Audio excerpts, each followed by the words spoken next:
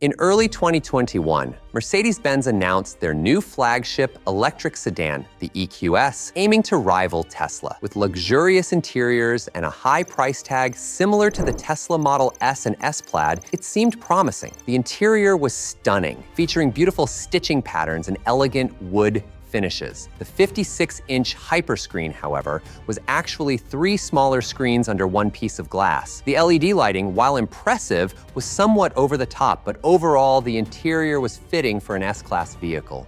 Design flaws and market response. The exterior design, however, was a different story. In an effort to reduce drag and increase aerodynamics, Mercedes compromised on design appeal, resulting in an unattractive look. For luxury car buyers spending over $100,000, aesthetics matter more than fuel efficiency. Imagine spending that much on a car, only to see it depreciate by nearly 50% in just 1 year. That's what happened to EQS buyers, with values dropping 47.8% in the first year, making it sell for less than $50,000. This is only $13,000 more than a maxed-out Toyota Camry. Unsurprisingly, EQS sales were disappointing. In 2022, only 23,400 units were sold, and in 2023, sales plummeted further to just 1,400 units. This struggle to transition to electric vehicles left Mercedes stagnant. Their revenue has remained flat for the past decade, and their stock hasn't moved in 7 years. The EQ lineup tarnished the Mercedes name, leading to its quiet discontinuation. Here's the full story of Mercedes' EV disaster, a new CEO and changing times. The roots of Mercedes' EV woes trace back to the retirement of iconic CEO Dieter Zetsche in 2019, replaced by Ola Källenius. Zetsche was a shareholder favorite,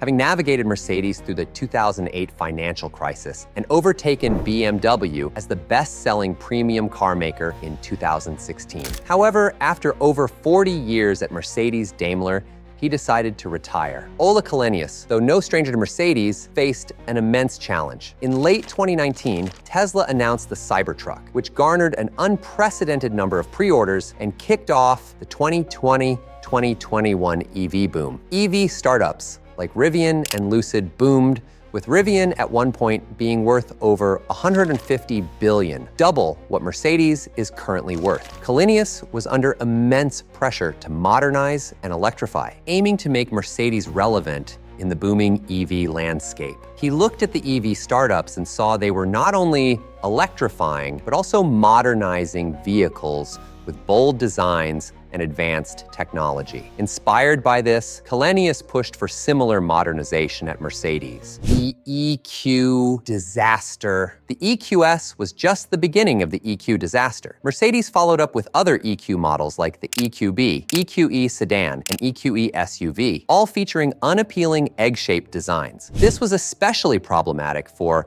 high-end models like the EQS Maybach SUV, starting at $180,000. Unlike GM's Hummer EV or Ford's F-150 Lightning, which retained their iconic designs and understood their core demographics, Mercedes misjudged theirs, and the EQ lineup essentially became luxury prices, failing to resonate with traditional Mercedes buyers. GM's Hummer EV, for example, embraced its identity as a brash, over-the-top vehicle, appealing to a niche market, but doing well within that niche. Ford's F-150 Lightning maintained the essence of the best-selling F-150, simply making it electric. These companies understood their core demographics well, while Mercedes seemed to think electrification had to come with modernization, resulting in a product that didn't appeal to its target audience. Customer and market feedback. Mercedes miscalculated what their high-end customers wanted. People willing to spend over $100,000 on a car care more about style and brand prestige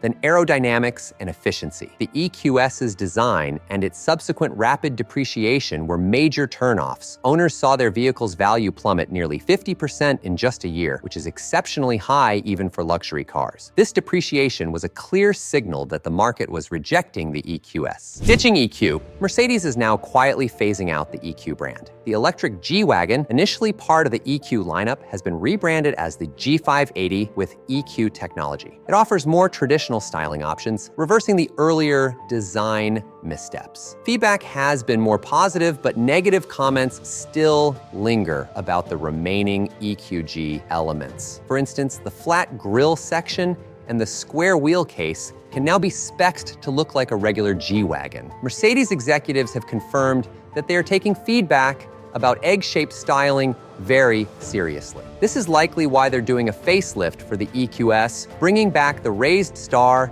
and a fake front grille. Looking forward, they still have a long way to go to electrify their entire fleet in a tasteful manner. Mercedes is aiming to bring out a more traditional replacement for the EQS in 2028. While EQ vehicles will remain for now, Mercedes is acknowledging their mistakes and trying to make things right. The broader impact on Mercedes. This debacle with the EQ lineup has had broader implications for Mercedes-Benz. The company's attempt to swiftly transition to electric vehicles while neglecting the core values that made their brand successful has resulted in stagnation. Their revenue and stock prices reflect this, showing little to no growth over the past decade. Furthermore, the reputation damage from the EQ lineup's failure has forced Mercedes to rethink its strategy. Lessons learned in the path forward, and the EQS was supposed to be a game changer for Mercedes-Benz. Instead, it highlighted the pitfalls of their EV strategy. The key lesson here is the importance of understanding and catering to your core demographic. Mercedes' attempt to modernize and electrify without retaining the luxurious appeal their customers expect was a critical misstep. As Mercedes pivots away from the EQ lineup, will they learn from these mistakes and reclaim their luxury car throne? The rebranding of the G-Wagon to the G580 with traditional options suggests they might be on the right path. However, the real test will be their ability to innovate and appeal to both traditional and new customers in the ever-evolving automotive market.